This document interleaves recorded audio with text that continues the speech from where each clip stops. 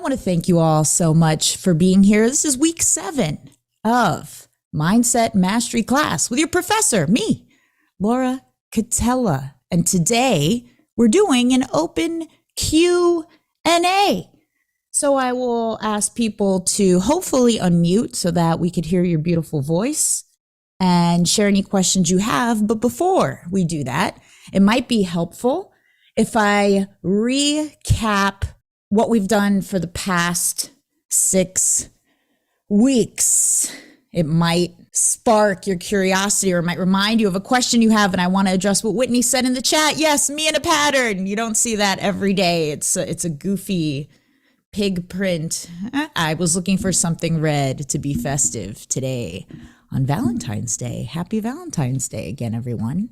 So I'm going to recap one more time what we did for the past 6 weeks, and then we will open up the floor to questions from all of you incredible human beings. Week 1, we uncovered some potential mindset blind spots that we have via a quiz that I would like to actually build out the tech of and turn that into a full-on website where people could come take the quiz and then get some personalized action steps depending on what their unique and beautiful mindset blind spots might be. The second week, we dove into tactical ways to become more confident, not airy-fairy, rah-rah, yeah, you got this. That's all well and good. It's not to dismiss that. But it's to remind everybody that confidence is a byproduct of doing the things that you want to and are meant to do. We don't necessarily pursue confidence for its own sake. We don't try to get it for its own sake. We realize that it comes to us when we do things that are slightly beyond our comfort zone, and we gradualize ourselves into confidence one step at a time. In the third week, we talked about how to stop procrastinating no matter what. One of my favorite classes so far. You don't procrastinate on breathing, do you? Does your heart procrastinate on beating? No. So are we really procrastinators? We might not be. And can we redeploy procrastination and procrastinate on feeling unworthy? Can we procrastinate on feeling unready? And can we procrastinate on procrastination itself? Week 4, we talked about how to feel worthy no matter what. We talked about the fact that you are born lucky. The most unlikely thing in life is life. 1 times 10 to the 268 millionth power. Just very, very, very unlikely to be alive. And yet here we are, alive. How cool is that? And on the 5th week, we talked about empowered communication, another one of my favorites. Real lines, really opening prompts, real phrases we could use to communicate what we want, what we need, what we desire, what we're asking for, even to communicate our own limitations, our non-negotiables, our boundaries, some power phrases to guide you into that. And last week, we talked about dealing with rejection, crickets, and hate, RCH. You drop an I in RCH. What do you get? Rich. What a lovely coincidence. So the way we deal with rejection, crickets, and hate plays a huge role in the success of our businesses, because it is not about avoiding rejection, crickets, or hate, is it? They're all requirements, in fact. So with proper strategies and how we deal and move through them, the more powerful we become. So those are the things we've done. And in our Facebook group, for anybody who's not in there, I highly encourage you to join. It's free, of course. And we go through 6-word updates at the end of every class, which is a distillation of points, things you're going to think about, things you're going to chew on, loops you're going to leave open, a question you may have, or a new mantra you might have developed for yourself. So that's a little bit of what we do when we hang out here every single Tuesday. I will also remind you guys, you are here on a Tuesday to consider your mindset. You are not average. Average people do not really do that. So I want to commend you. It's a worthwhile mission. Ralph Waldo Emerson said something to the effect of, work on yourself. It's all you have in the end, isn't it? You and yourself. All right. My opening ramble I use with love, not in a pejorative way to myself. Opening ramble has gone on long enough. I would like to invite anybody who has got a question. It could be about mindset, messaging, copywriting, building your business. If you're encountering a block or a challenge, let's hear it for the group. A useful way to do this might be in your Zoom window. There's a little button that says reactions. You can open that up and you'll see the raise hand. I said don't bamboozle me, but you can. Hit me with your hairiest question and perhaps we'll discuss it as a group. Mary, my love. Hi, my love. So it's a mindset thing. It's a mindset question. It's about like, how do you protect your own energy from not just what's happening in here, but what is coming at you? And I'll give you an example. When it's especially difficult is when you're hearing things from mentors or coaches or people who do have your best interests at heart, but they're like spewing a lot of negativity at you. I'm finding myself like repeating a lot of things that other people are saying to me.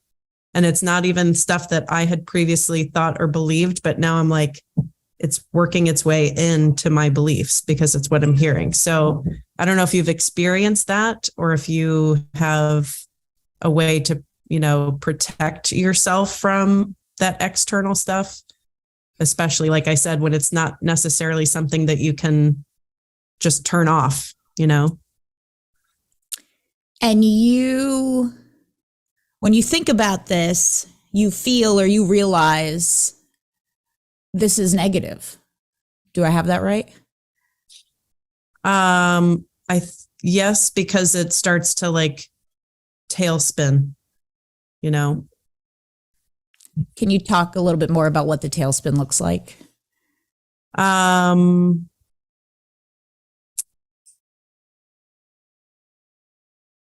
guess it's almost like, I guess it is bringing up my own deeper fears. But it's stuff that I hadn't thought of, like I was doing okay with. But now that I'm hearing it from other places external to me, I'm like, oh, wait, maybe I was wrong about that. And they're right because they're successful or in the place where I want to be or grow. And they're the mentor, that kind of thing. It's a little challenging for me to give you an answer, especially without specifics. And I don't know if you want to share them, but I'll tell you one thing I'm hearing is you don't sound sure in what's true. So it sounds like you're hearing some other stuff and you're like, well, maybe that is true. But what, in my experience, I see is that it goes back to those assumptions and those beliefs. So whatever you deeply believe to be true is what you will find to be true. And what you have here is an opportunity for you to filter everything you're hearing through, well, what do I want to believe to be true? And what does the most actualized version of Mary think? Because how much does it truly matter what your mentors say to be true? It's about what Mary thinks is true. And sometimes there is some negative stuff. That's a part of life, right? But the question is, do you want to focus on that? And is focusing on that serving you? Or is it sending you into the tailspin? Are there things that you're hearing? Like what would be a more ideal situation? You just don't hear them, or? I think it has to do with like pricing, you know. Oh, that's my dog. You know, and thinking that like I never thought that my prices were that outrageous. And then I'm having some mentors tell me that they're like insanely outrageous. And I'm like, oh, okay. So then it sends me into this tailspin of all kinds of stuff. Have you ever sold product or service at those price points? Yes. So what's the evidence?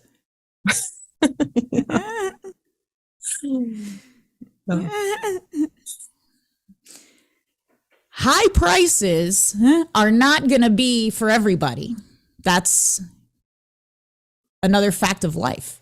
Not everybody is going to be able to or willing to pay the premium price for something. But there'll always be people who are. And there'll always be people in your audience, no matter how small, or who are going to be interested in whatever you have, just because it's you and they like you. And so the question becomes with regards to pricing, do you want to focus and deploy your effort and energy on trying to get something that is mass market, that everybody will want? Or do you want to stick with your premium pricing and the people who are a yes for that because you already know they exist? And my general rule is to bias people with more money because they will pay more. They have the funds available to pay more. Do you want other people's limitations to become your limitations? No, I don't. No. So, and you know, your other mentors may be all well and good. They may have your best interests at heart, but at the end of the day, they're not you. And this is about playing your game and doing things your way. And if you've already sold at the higher price point, it's a moot issue, in my opinion. But what we need to do is double down on everything that worked to sell the packages at the higher price point. Mm-hmm. Because as soon as you let that limitation in, it affects your confidence, right? Because if you're trying to sell something with the belief, well, maybe this is too high, so-and-so said it's too high, your prospect's going to feel that. Remember, when you charge, whatever you charge, and especially if it is higher ticket, your client saying yes is part of them stepping up. They're stepping up and saying, I'm worth this investment. They're stepping up and saying, I don't have those limitations, right? Or I am shedding those limitations. They're taking it more seriously. That's why when people make a large investment in themselves, before they even begin to consume the material, before they begin working with you, they feel different because they have said yes. And so there's a lot of factors at play, but perhaps the most important one is you reminding yourself that, hey, I know I can do this. It's already been done. And I'm just going to look back at the data and continue to reinforce what I did when I believed it, right? Because it was working for you. You were able to do it, even if it was just a couple times. When you believed you could do it, look, you did it. And then self-doubt creeps in. And of course, it's harder to do. Is that helpful? So very helpful. Oh, good. I'm glad. Good. I'm glad. Thank you. Yeah, we don't want to take on the limitations that other people see because that's what they see. And again, even if their intentions are really good and they're trying to help you,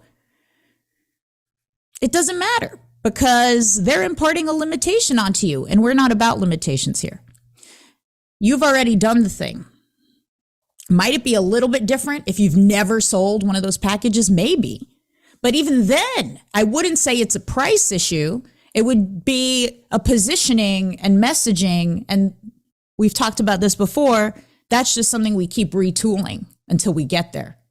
It doesn't mean that you are wrong and the offer is wrong and it's never going to work. Marketing is constantly refining the message. That's what marketing is. So we just have to do more of the marketing stuff, refining the message. But you already have somewhere in your legacy and in your database of everything you've done, you have the things that have worked. So let's go back there, cherry pick those and do more of those. And make sure it finds its way to those people for whom it works, who want it. And I'm here to continue to support in that mission. Thank you for that question, Mary. I think it is a really, really good one. Everybody, and so I want to make it a universal talking point for the group. Modeling is useful, right? Look at what other people have done who are doing the thing and model after them. But it's also helpful to remember everybody has limiting beliefs. Everybody has their fears and their concerns. So when you model somebody else, you're going to be modeling some of their limitations inherently. So just be aware of that. So there's always opportunity for you to do something totally unrealistic, totally unreasonable. If you decide, I'm not going to model their limitations. I'm not going to take that part. And hearing no is okay. Hearing no is a requirement. So you could even frame your mentors' criticisms, critiques, objections in that way. Well, okay, they're telling me I can't do it and it's ridiculously priced. Let me go get 5 people to tell me flat out no. Let's go do that. Because then you'll sneakily get a yes. Or you'll at least be working the material more and more and more to get more information, more of that critical marketing data. And that is something that anybody here and anybody who's listening now and into the future is able to do.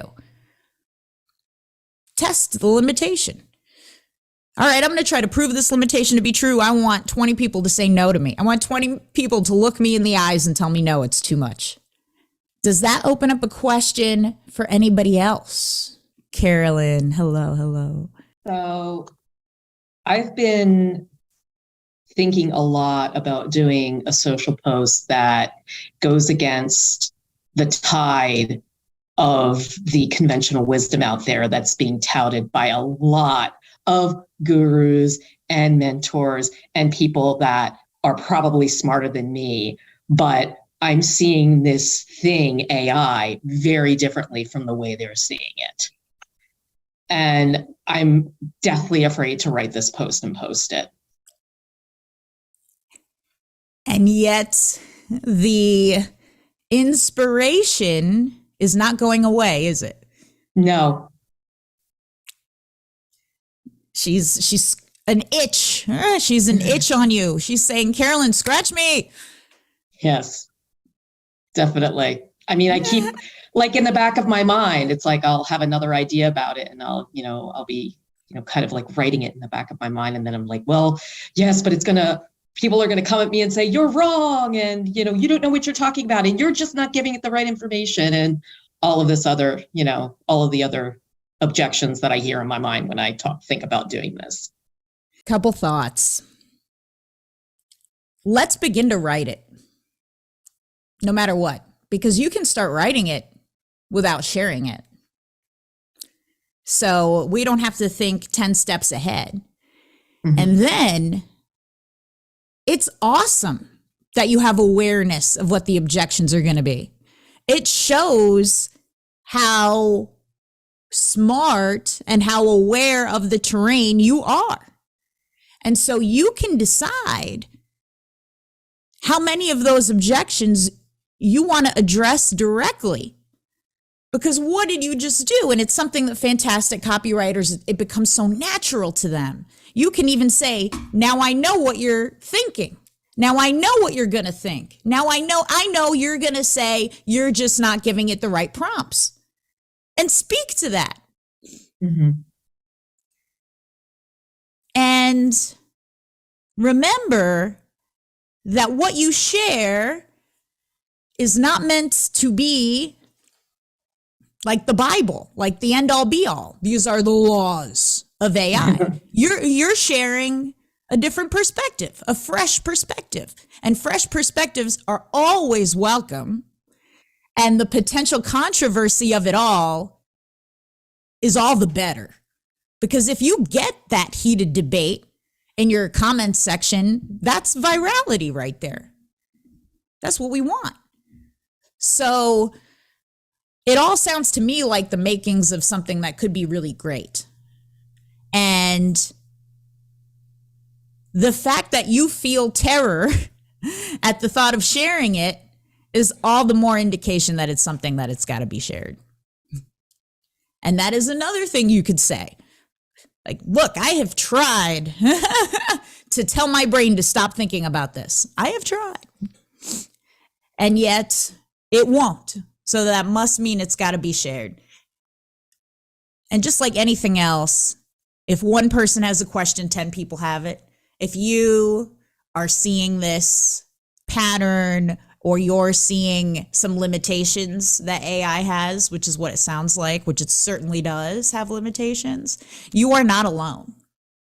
And you're going to end up being a champion for people who have been like, what am I doing wrong?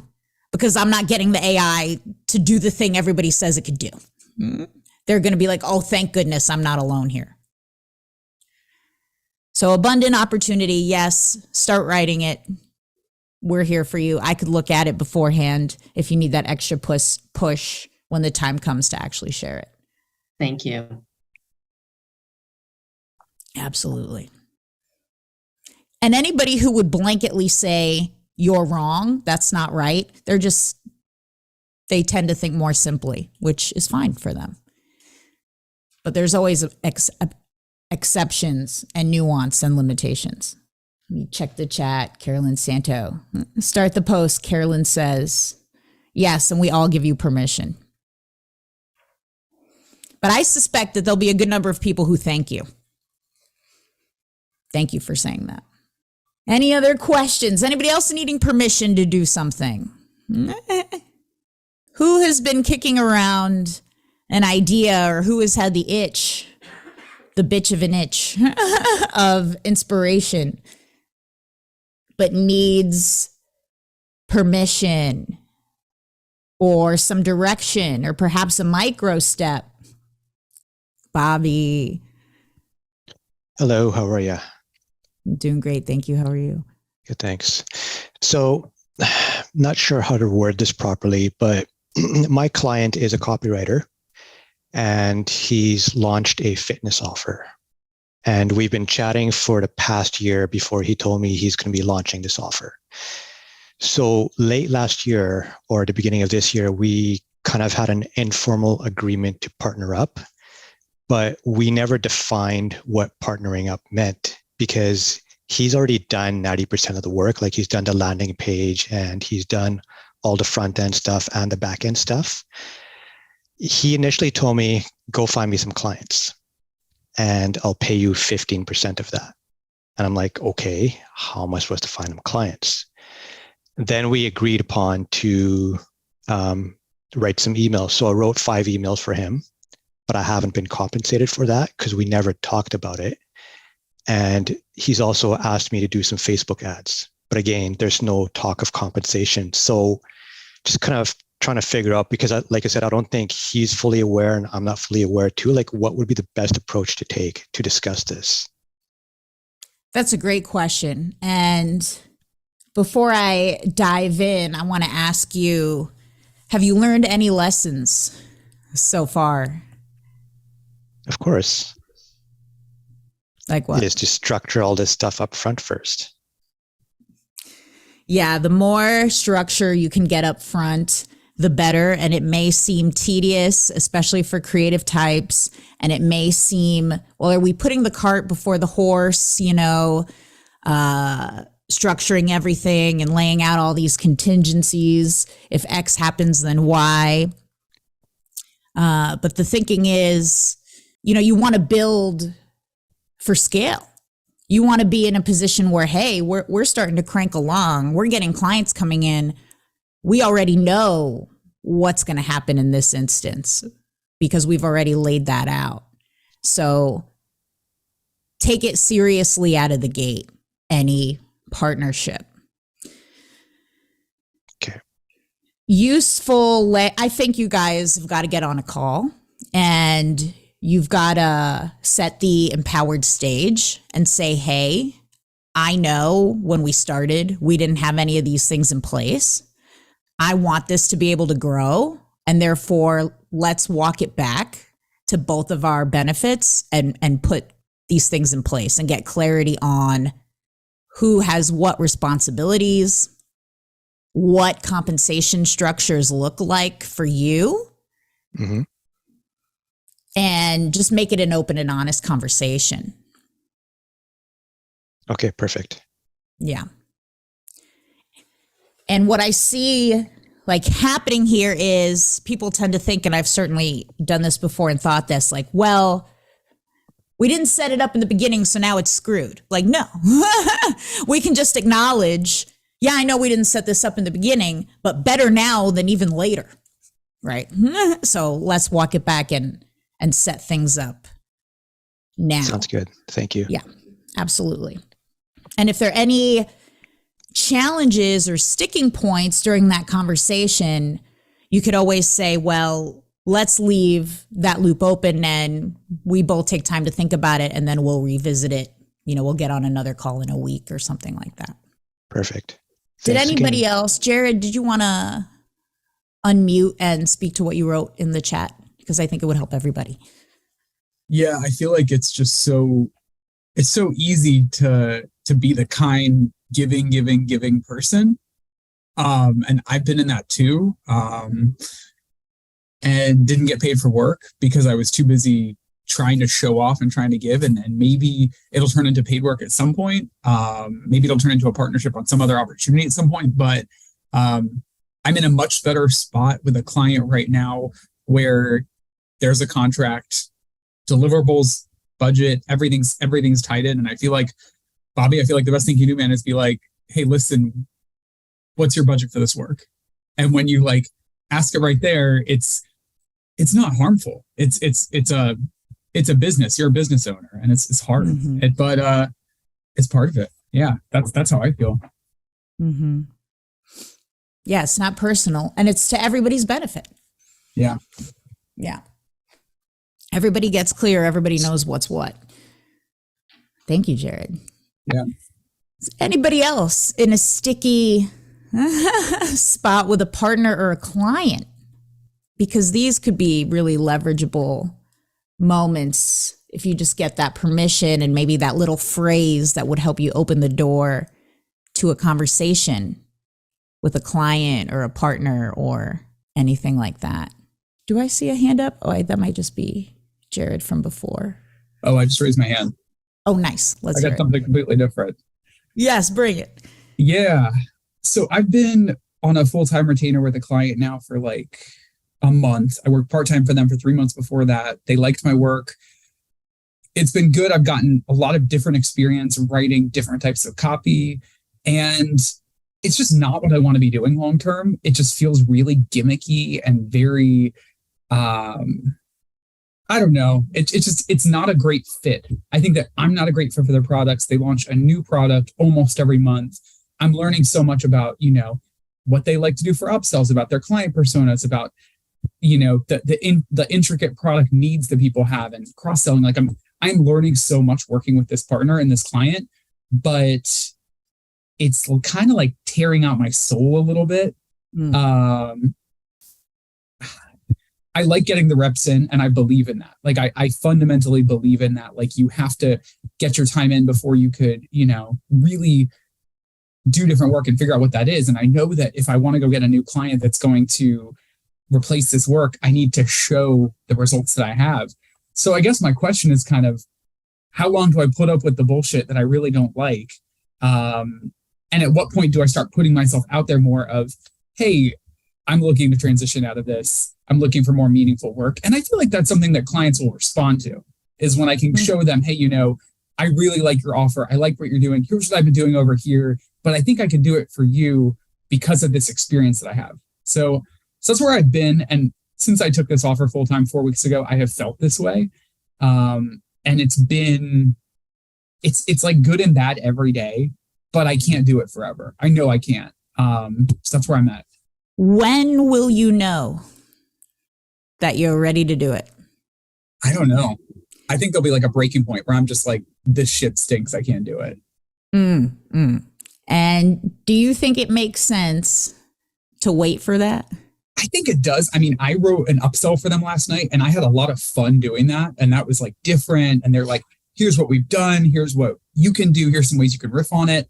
And I like getting feedback on my copy from them. But then sometimes I'm kind of like, is that really the way you want to go? Is that really what you want to change with what I put together? But that works for them. And so like, I kind of leave it over there. But I think that's where I'm at, is like, I will hit that wall. And I guess I'm good working until I do hit that wall. That's what I'm telling you. Well, can you do a little bit of both at once? Like, can you start to put yourself out there and just see what other opportunities might come your way? Can you say, well, I'm going to reach out to like 2 other businesses per week that I've been interested in, just see, so that we don't have to come to the place where you're broken? Do you really have to be broken first? That what waiting until you're broken is like, it's like you throwing your hands up and saying, well, I'm going to let the universe decide and not me. Yeah. I'm going to throw my hands up and wait till I'm wrecked. And then you're in more of a desperate position to go do something versus stepping into a little bit more power and taking more control, setting the course. Definitely haven't taken control. I think that they've dangled a carrot in front of me of being like, in June, you'll hit 6 months and that's when you're eligible for bonuses on emails and leads and all this good stuff. And like, to me, that's so exciting to get the ROI based on my work rather than just, like a flat fee or whatever. But I think waiting until I'm broken is not the way to go. And I can put myself out there. I mean, sending 2 inquiries a week is so easy. That's, a half hour, 45 minutes of my time a week. I can do that and just see what happens. And maybe it leads to a one-off project. Maybe it leads to a better relationship. And then, over time I can move away. Yeah.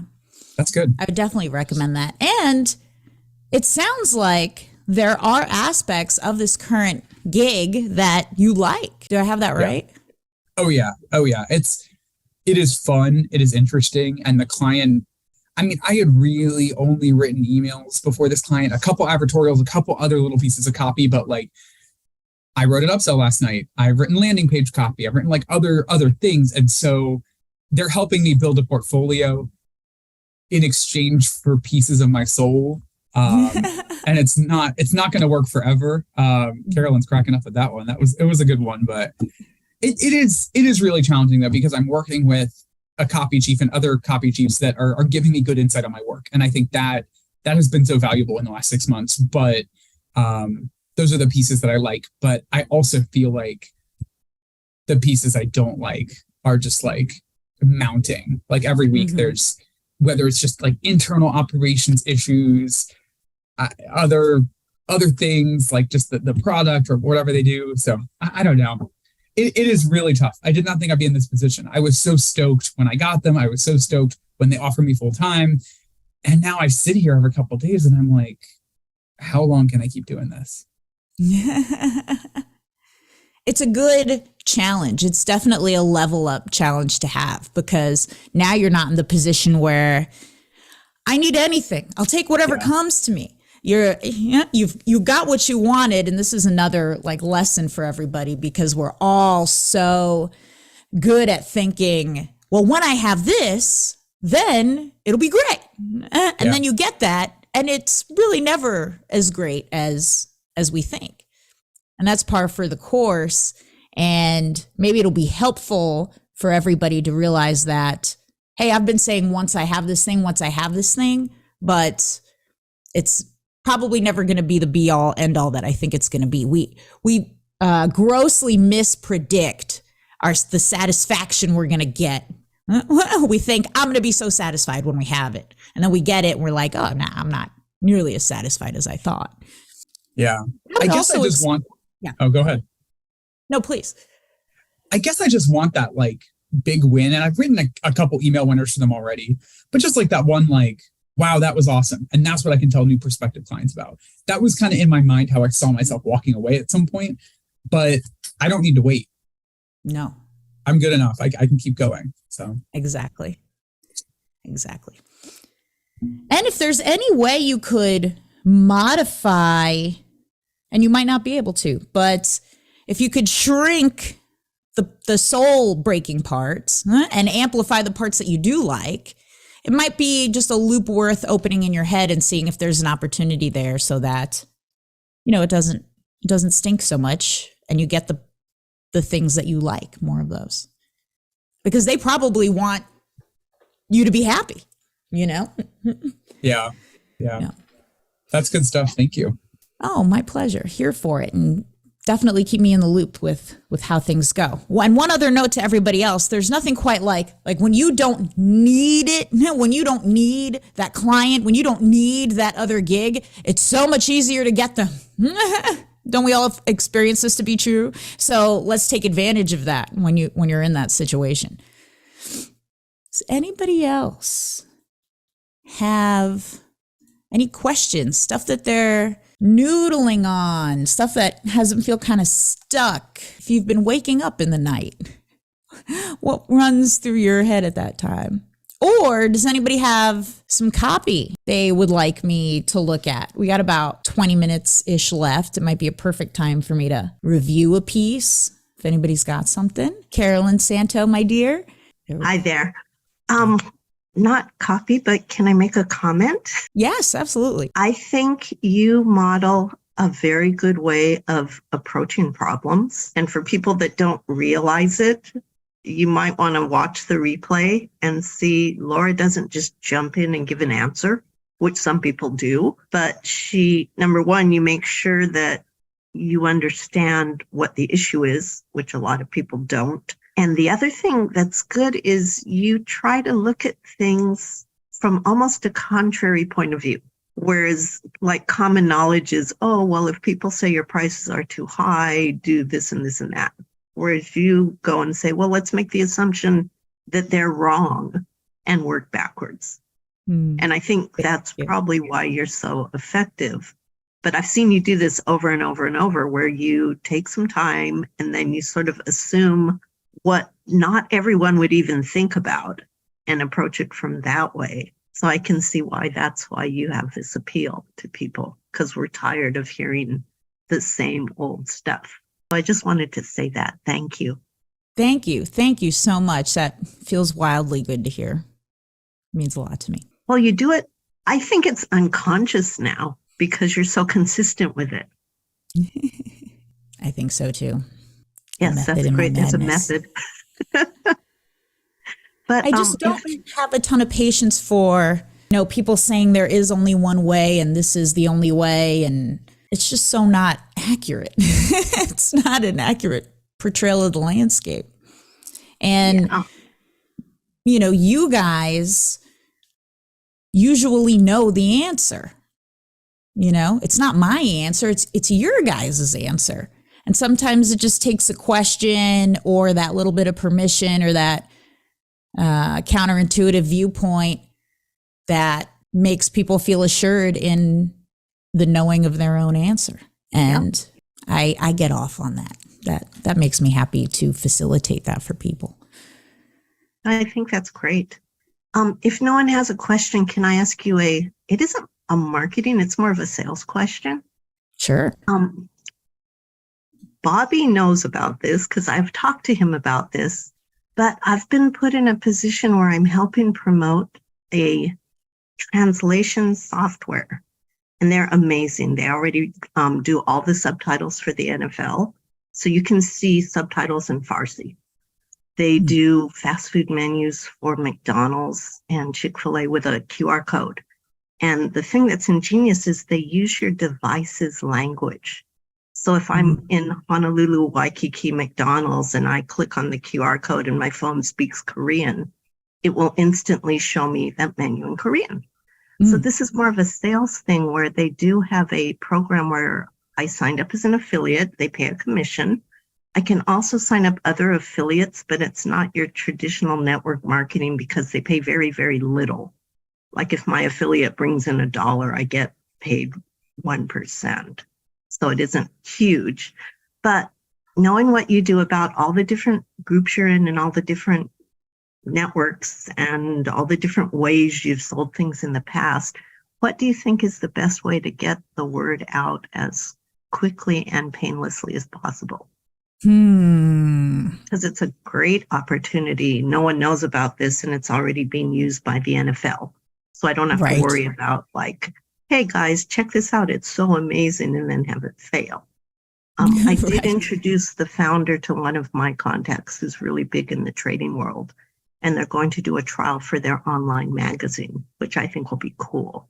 That is cool. Besides me just going to people I've known and met through business, what do you think would be the best way to get the word out? Well, a few questions that come to mind are, which groups of people are the type who would see the immediate need and use case in their business for what they do? And how do you, I would be looking for one to many, right?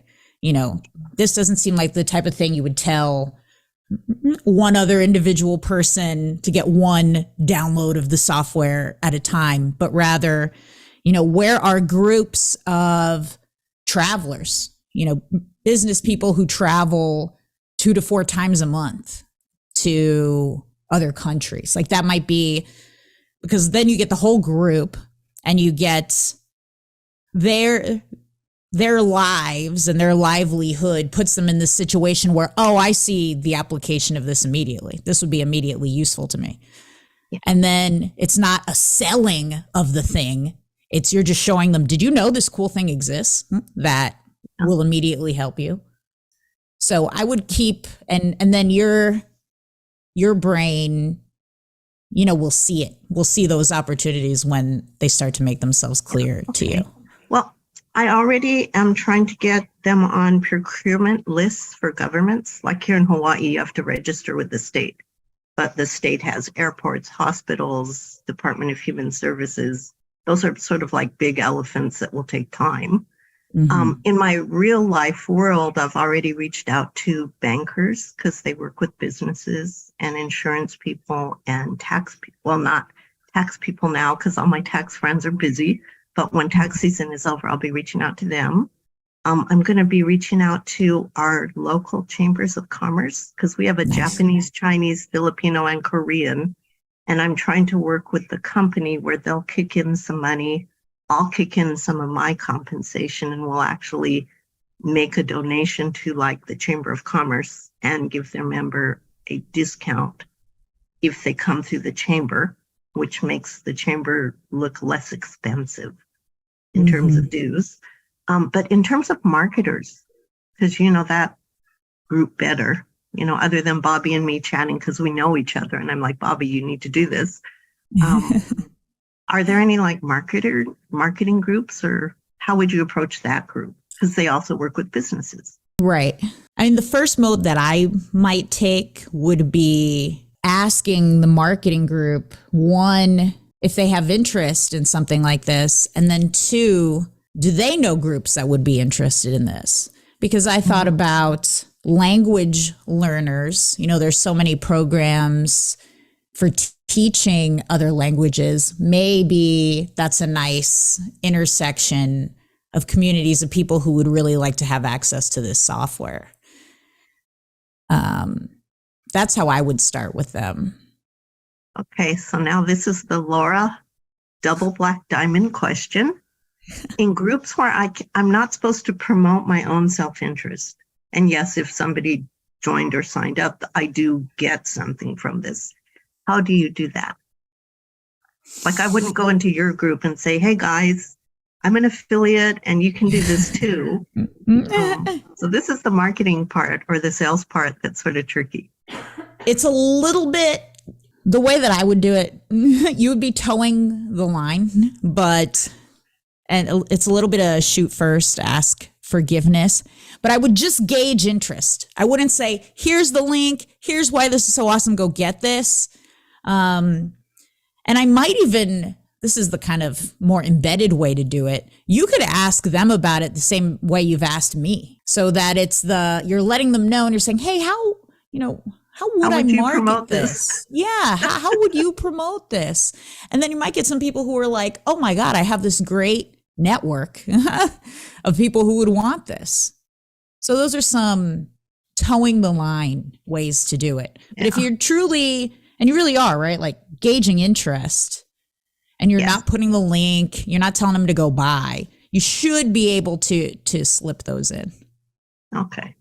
Yeah. Well, I guess I can just count on being maybe put into jail in half my groups, but I'll try to do it. Normally you get like one slap on the wrist.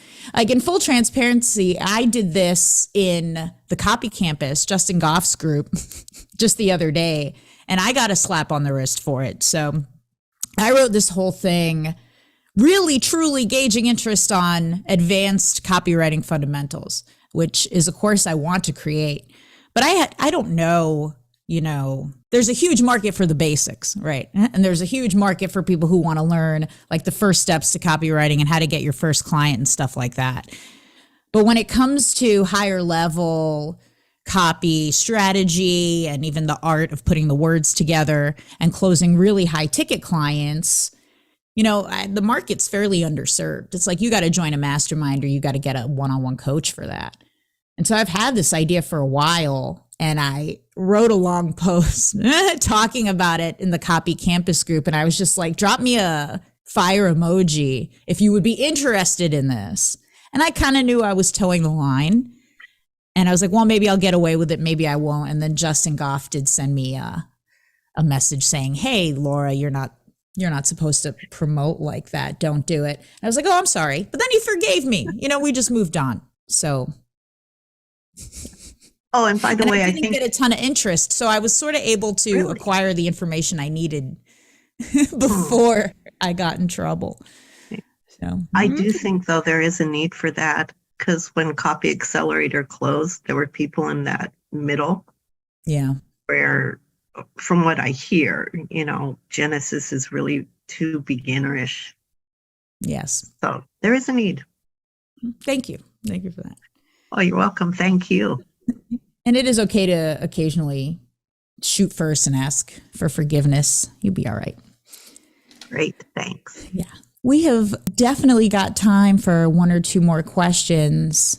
And I do love critiquing copy, and I know a lot of people get value out of watching me do it. So I'd be happy to do it if somebody has something handy. And if not, also cool. And I'll just remind you guys that next week, we're going to discuss, when is it a pivot or when is it shiny object syndrome? How do you know? How do you know? We're going to go through some rubrics that might be helpful. And how do you pursue your multi-passionate interests? How do you juggle it all in a way that is effective? Jared, let's see it. It'd be fun. Good way to close us out. Let me, I'm not going to share the upsell I just wrote. The product's not live yet. I don't want to get in trouble. Let me find something else I got. Okay. I definitely have stuff. Definitely. Okay.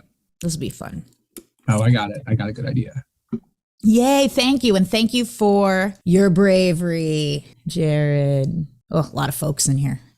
All the anonymous. Everyone's like, what is Jared writing about that he's not happy about? That's what everybody wants to know. All right, so we got email 1. This is and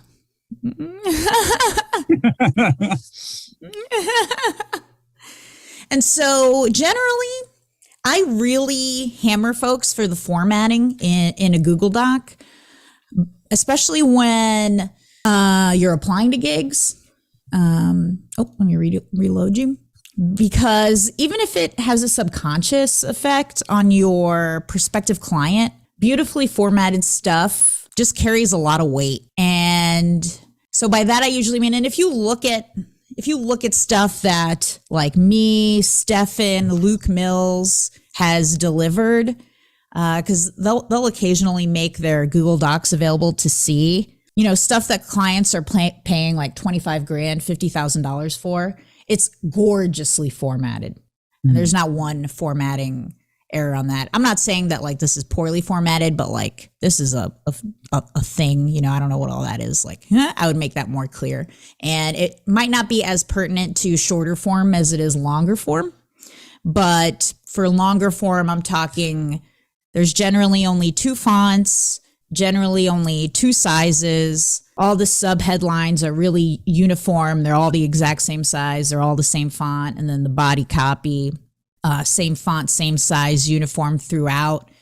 The text decoration is done with intention. So lines that, especially for long form, imagine the prospect scrolling. And I'm thinking, like, if I'm a little angel, like on their shoulder, like whispering, you're going to get this amazing outcome. Like, and I want them to see that even subconsciously as they scroll. Those are the little lines that I'm putting in bold or underlined with some text decoration. So I just want to offer that to the group before we jump in. But I like how you did from name, subject line, pre-header, so that I know what each of these lines is.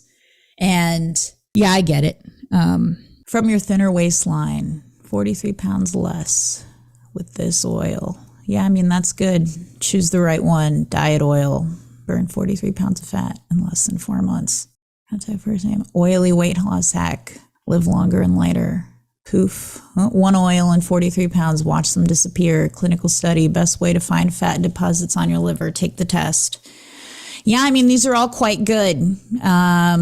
I get it. They're hypey.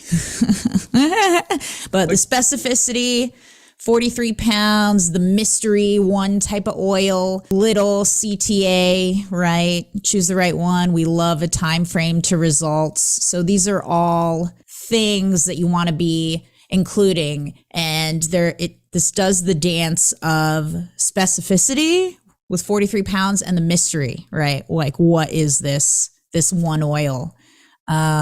You could probably assume, Jared, and I bet you would agree that like this is not going to hit as hard as the more immediate and tangible benefits of losing 43 pounds in 4 months. One thing I wonder, and we'll find out as I read the body, but is the body going to is it going to pay off all of these subject lines? That's going to be my question, because now we're getting into something that's a little bit different, right? With liver health. But I assume you're going to take care of that. Let's read it out loud, because you don't often hear your work read out loud to you, Jared, right? So let's do it. A new clinical study found that fat deposits in your liver disappear when you add this type of oil to your food.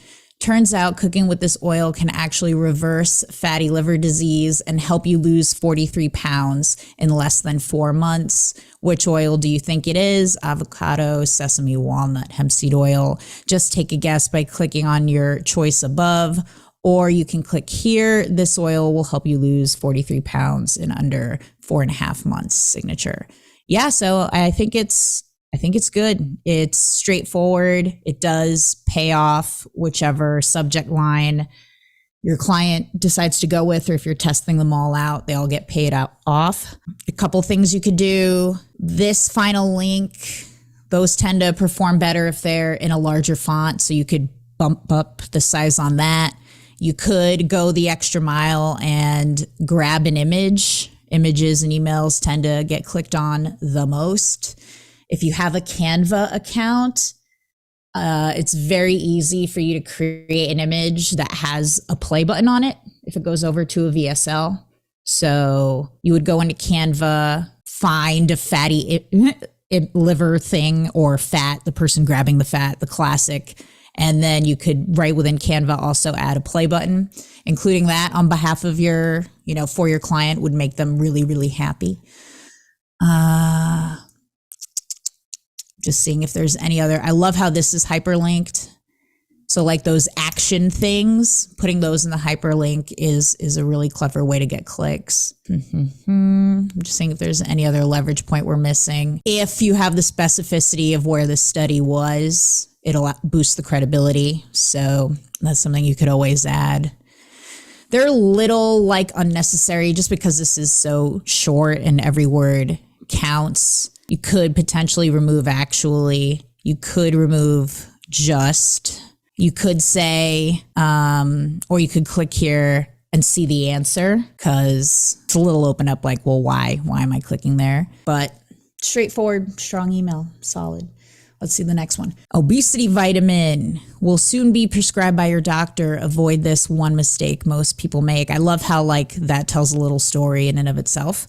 From Waistline, she gained 23 pounds from this vitamin. Is it in your medicine cabinet? Scary. Yeah, that's good. Warning, vitamins and weight gain. Don't make this mistake. Permanent liver damage and weight gain from this vitamin. Beware this vitamin and weight gain. This vitamin, weight gain, and organ failure. Yikes. There's a little bit of an opportunity here because this is great. Because this is like, I got to open it and I got to find out if this is in my medicine cabinet. Like it's so personal to me and there's an immediacy. Like you could go check your medicine cabinet right now. So I kind of want to see you working the energy of this into the following ones, because the following ones, there's no you. There's no promise or immediacy of, hey, you could go figure this out right now. You could go see if this is in your medicine cabinet right now. So I'm not saying repeat the same line, but if you invited like the weight of that into these, it would make them stronger. For the very first one, what I initially thought was that this would be a vitamin that helps with obesity, especially given the previous email. So I'm not saying you necessarily have to change that, but it could be an opportunity for you to make it more clear and stronger. Like it might be clearer if you said the vitamin that makes you obese. Is it in your cabinet right now? Are you taking it every day? Are you giving it to your children? Is your husband taking it? What really hits it? Like what really brings it home, right? Okay, the obesity vitamin, stop taking this popular vitamin. Oh, that's another facet of it, right? Like, hey, it's popular. You probably have it. You very well might be taking it. It's prevalent. It's everywhere. Every doctor tells you to take it. So there's a lot you could beef up there. Stop taking this popular vitamin if you want to avoid permanent liver damage. I assume that your client knows that y'all's audience cares about liver damage, so I won't go in on that. If this was to just colder folks, they generally care more about losing weight than about healing their liver, for better or worse. All right. A recent study published in Obesity, if that's a magazine or a journal, I would add that word right there just for clarity, found that 1 in 5 US adults take at least one medication that causes weight gain. Nice.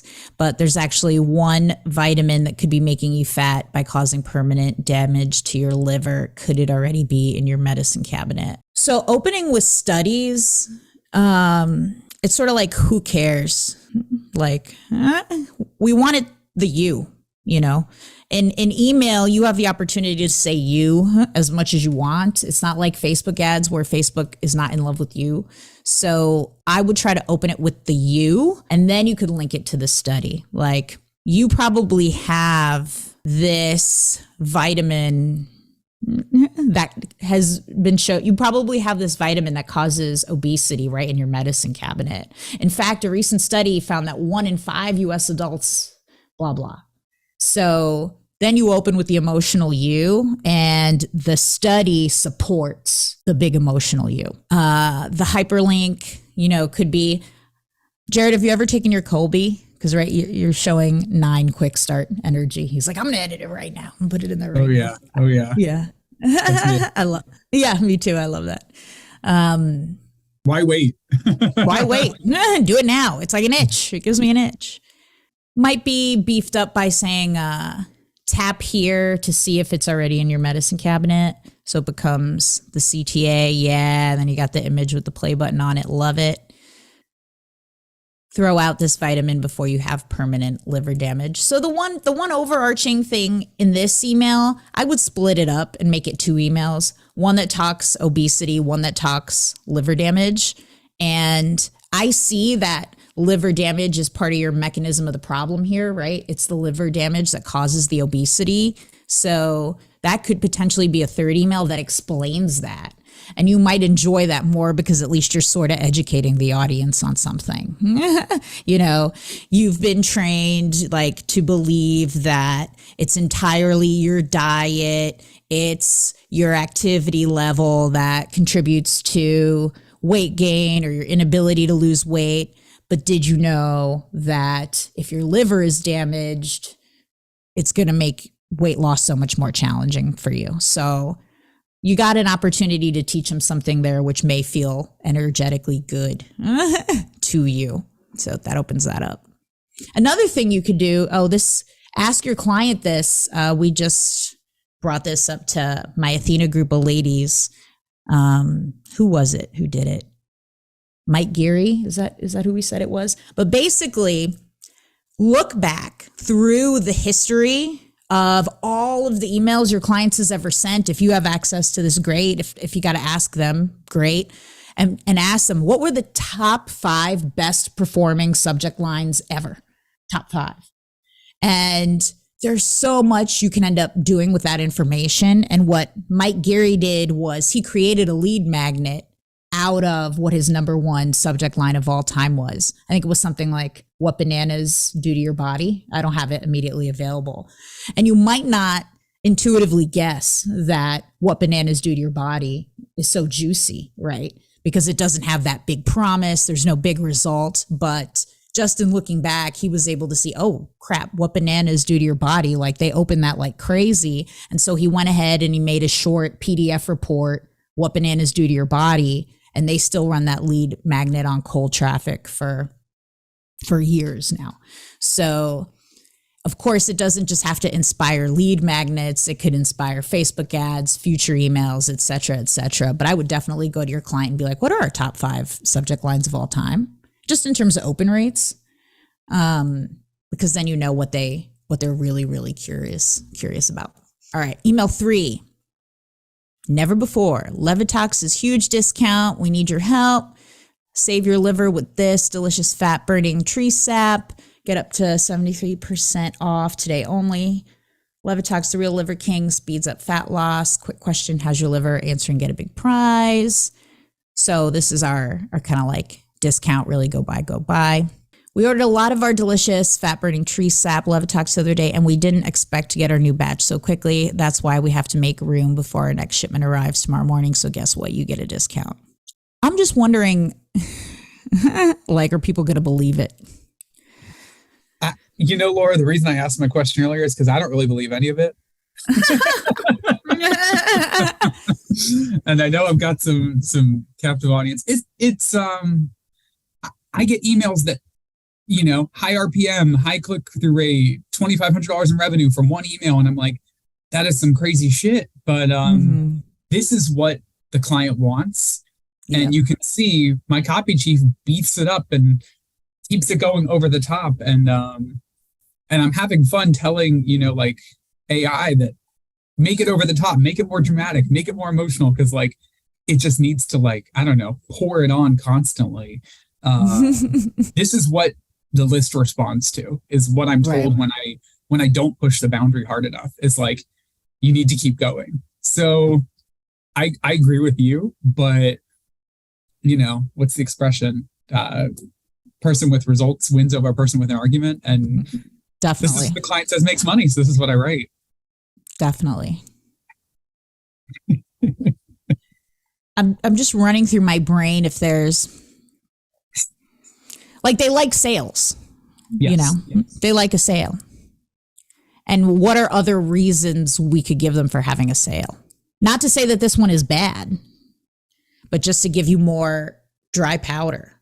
So we just say this is not the first time you've seen a warehouse too much stock email. Right. Everyone's nodding their head. Right. I wonder if you could get an image, like of the bottles on the shelves. Ooh. Yeah, to throw in there. Or like a palette. Yeah, an image of like a great big palette. They And then don't it's usually another put opportunity. images. Yeah, I wonder why not. Well, in this style email, they don't usually, but in most emails they do. And then every couple weeks or months, they're like, oh, we saw some recent emails are performing well with no images, so let's stop. And then they'll be like, these emails look boring. Let's put the images back in. And so we play tug of war. Yeah. But I think the palette idea is really good. I'm going to add that in here. Yeah. And let's say our creativity box is open and we're available for other reasons to have a sale in addition to this one. Because if they like sales, we could come up with a ton of reasons to have a sale. Well, I hope that was helpful. I mean, generally these are strong. I get why they're not your favorite thing in the world to write, but generally they're really strong, and I didn't have much to beat you up about. So you should feel proud. You're doing good. The work is good. Let me look at Thank you. Absolutely. Let me stop sharing and look at the chat. Jared, it's killing me. What is the vitamin? I have to go check my medicine cabinet. I don't even remember, Carolyn. Oh no. And I only wrote this a week ago, maybe 10 days ago. Okay, I will go Google vitamin that causes weight gain. Thank you. Does it go to like a whatever, wherever it goes, wherever the link goes? Is that information there? Yeah, sorry, I lost my mute button. It's buried in the VSL somewhere really, Whitney said, bring the answer next week. Yes, I love B vitamins. Oh, B vitamins. That's interesting. And we're really hammered to take B vitamins. That's some interesting opportunity there. Because I know they bury it in the VSL, but it's so counterintuitive. It might make for interesting information. If you tried out telling them in one email, it's not gonna kill anything. Because even with the warehouse, there are opportunities like for you to say, now I know you might be skeptical, but look at the palette, right? Anytime, that's just a great line that you could always include. And it even relates to Carolyn Gretton's thing with her post on AI. Like anytime you can openly say, I know what you're thinking, or I know what you might be thinking. Now you might be wondering, or I know you might be skeptical. It just creates really powerful copy. So they're like, oh, they know me. They know me. I trust them. They know me. They understand me. Well, our first ever open Q&A session. Thank you guys so much for your bravery with your questions. Thank you, Jared, for sharing some of your work. It's really quite good. And as mentioned, next week, is it shiny object syndrome? Is it a pivot? How do we balance? How do we filter? How do we get to pursue the things we become curious in while still staying on our greater course, our greater path, and all of that? I cannot wait. Very, very happy Valentine's Day to all of you beautiful humans. And I really appreciate everybody's contribution. And thank you for supporting each other as well. It's a really beautiful community that we're building, and it wouldn't be a community without each and every one of you. I'll be active in the group, and I will see you guys next week. Yay. Applaud to you guys.